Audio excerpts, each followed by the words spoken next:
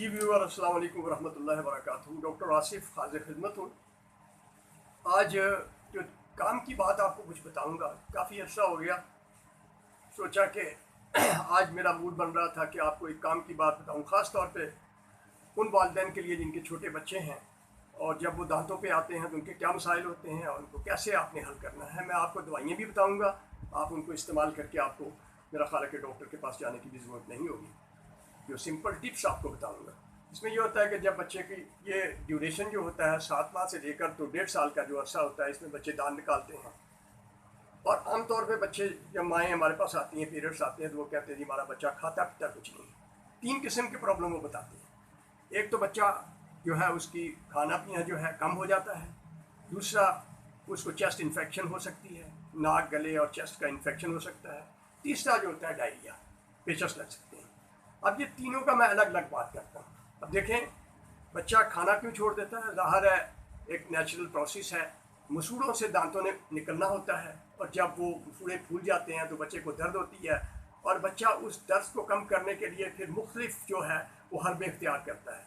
वो खाना छोड़ देता है, जो चीज़ उसकी दस्तरस में होती है, खिलौना हो या कोई चीज़ पड़ी हुई है, वो उसको मुँह में ले जाता है। ठीक है, अब इसमें ये होता है दर्द उसको होती है।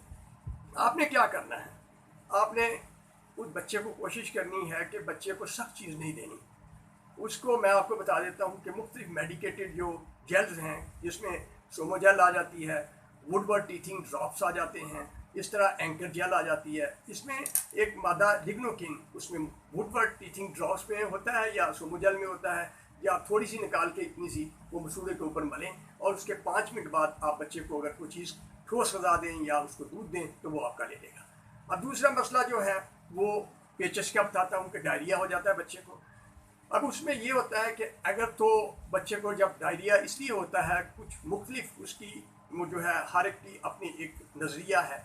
कुछ कहते हैं कि उसमें हाइपरसलाइवेशन होती है, लाभ ज़्यादा बनता है, उसकी वजह से हो सकता है कुछ। लेकिन मेरी अपनी जो नज़रिया है ये है कि बच्चा जब वो इधर उधर से पकड़ के चीज़ें मुँह में ले जाता है तो उसके साथ जर्म्स होते हैं, वो पेट में चले जाते हैं, वो जर्म जो है वो उसके जो डायरिया का बास बनते हैं। इस तरह थोड़ा सा उसमें जो बच्चे पाउडर मिल्क पे होते हैं जिसमें लैक्टोज होता है, इसमें डायरी के दौरान में लैक्टेज की डेफिशिएंसी हो जाती है। वो मादा जो जो दूध के अंदर जो शक्कर होती है, लैक्टोज, उसको स्प्लिट करता है ग्लैक्टोज और ग्लूकोज में, तब ये जाके जज़ब होती है। मोनोसेक्राइड्स हम उसको कहते हैं।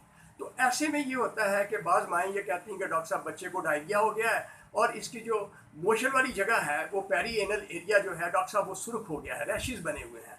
अब ख़ास तौर पे वो बच्चे जो पाउडर मिल्क पे होते हैं उनको ये ज़्यादा प्रॉब्लम होता है। अब आपने करना क्या है?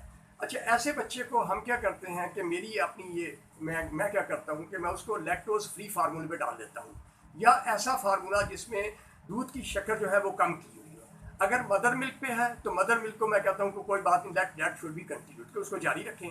अगर पाउडर मिल्क पे है तो मैं कहता हूँ कि ठीक है, इसको टेम्पोरेरी आप 5-7 दिन के लिए या तो फुल लैक्टोज फ्री फार्मूले पे डाल दें, वो मिल जाता है LF के नाम से, लैक्टोज फ्री फार्मूला, या फिर पार्शियल लैक्टोज उसमें होता है, जिस तरह लैक्टोजन रिकवर है, इस तरह AL110 है, इस तरह NL33 है, इस तरह मुख्तलिफ दूध है। अगर इसके अलावा भी जो है सोया प्रोटीन भी हम रिकमेंड कर देते हैं, उसमें सिमिलक आइसोमिल के नाम से दूध आता है। अब फौरी उसको जब देखें रैशेस बन रहे हैं तो फौरी, उसकी वजह यह है कि जो लैक्टोज हजम नहीं होता, वो लैक्टेज की डेफिशिएंसी की वजह से वो लैक्टोज जो है वो डाइसेक्राइड आगे जाते हैं कॉलन में, वहाँ पे बैक्टीरिया उसको फर्मेंटेशन होती है, उसमें मुख्तलिफ एसिड बनते हैं।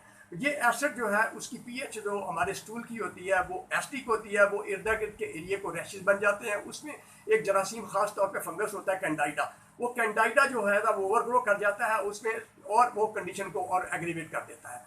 ऐसी सूरत में एक तो आपने क्या करना है, या लैक्टोज फ्री फार्मूले पे डाल देना बच्चे को वक्ती तौर पे 1 हफ्ते के लिए। अगर माँ का दूध है तो उसको नहीं बंद करना, तो उसमें रैशेस बहुत कम बनते हैं। उसके बाद आपने क्या करना है, उसको हम समझाते हैं कि इसको जल्दी इसका जो पैम्पर है वो चेंज करें और दूध इसका चेंज कर दें, लैक्टोज फ्री फार्मूले पे ले जाएं, और जो रैशेस बने हुए हैं उसको जो है आप उस पर कोई भी इमोलिएंट यूज़ करें।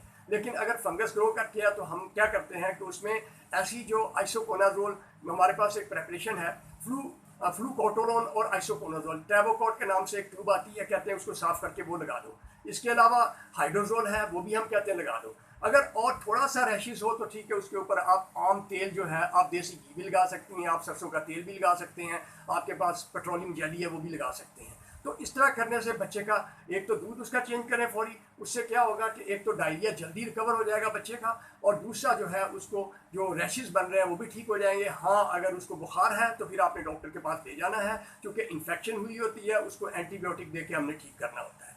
अब रह गया मसला चेस्ट इन्फेक्शन का, ये भी इसी दौरानी में होती है, क्योंकि हमारा जो है ये जब चेस्ट इन्फेक्शन होती है तो हमारा जो हमने प्लान ऑफ ट्रीटमेंट होता है, हमने उसको भी ठीक करना होता है। उसको हमने सिम्टोमेटिक ट्रीटमेंट देनी होती है, स्पेसिफिक ट्रीटमेंट भी देनी होती है। सिम्टोमेटिक में क्या, बुखार है तो बुखार को ठीक करो, खांसी है तो खांसी को ठीक करो, रनिंग नोज है तो उसको ठीक करो, अगर नाक बंद हो रहा तो उसको ठीक करो। स्पेसिफिक ट्रीटमेंट से ये मुराद है कि अगर हम समझें कि उसमें बैक्टीरिया इन्वॉल्व हैं या वायरसेस इन्वॉल्व हैं तो हम एंटीबायोटिक उसको सजेस्ट करते हैं। तो उसमें पैरास्टामोल, जब भी कोई बुखार हो तो आप ये ज़रूर करें कि बच्चे को, या अगर डायरिया नहीं है तो ब्रूफिन दे दें उसको, उसके कैलकुलेटेड डोज होती है जो हम रिकमेंड करते हैं। आप जो 1 साल 6 माह से 1 साल के बच्चे को आप जो है ब्रूफिन का वो 1 चम्मच आप दे सकते हैं, पौना चम्मच से लेकर 1 चम्मच तक दे सकते हैं उसको। 2 साल के बच्चे को 1 चम्मच 8-8 घंटे बाद दे सकते हैं, और इस तरह अगर पैरास्टामोल है तो उसको आप 6-6 घंटे बाद दे सकते हैं। तो इस तरह की सूरत हाल है, और एंटीबायोटिक डॉक्टर ही रिकमेंड करता है। आप कोशिश किया करेंगे या तो कालपोल, पैनाडोल, पैरास्टामोल के ये सारी प्रेपरेशन है, इसको एस्टोमाइनोफिन भी कहते हैं। आप ये बच्चे को जो है उसको 1 चम्मच जो है 120 मिलीग्राम अगर उसमें है तो 6 माह से 1 साल के बच्चे को 1 चम्मच 6-6 घंटे बाद दे सकते हैं। 2 साल का बच्चा है तो 1.5 चम्मच 6-6 घंटे बाद दे सकते हैं। लेकिन मैं आमतौर पर अपने पेशेंट को जो है सिंज के साथ समझाता हूँ कि आपने कितने ml देना है। 5 ml में अगर 120 मिलीग्राम है तो ठीक है, 6 से लेकर 1 साल के बच्चे को आप 5 ml 4 टाइम दे दें। भले उसके इस तरह जो है अगर 2 साल का बच्चा है तो उसको आप 1 चम्मच से लेकर 1.5 चम्मच तक आप दे सकते हैं। तो ये कुछ चंद हालतें हैं जो बच्चा जब दांत निकालता है तो उस वक्त होते हैं। इसके अलावा हम बाज़ का कैल्शियम प्रेपरेशन दे देते हैं, विटामिन डी, जिस तरह के कई नाम से आती है, कैल्शियम पी भी है, कैल वी भी है, इसला ऑस्टेट डी भी है, मुख्तलिफ प्रेपरेशन आती हैं जो हम सजेस्ट कर देते हैं पेशेंट को। तो अपना खैर उम्मीद करता हूँ कि मेरी ये वीडियो आपको फ़ायदेमंद साबित हुई होगी। और मेरा चैनल है, यूट्यूब चैनल है डॉक्टर मोहम्मद आसिफ राना के नाम से। अगर आप मज़ीद हेल्थ से रिलेटेड जो है अगर वीडियो देखना चाहते हैं तो मेरे यूट्यूब चैनल पर जाएं और उसको आप देखें।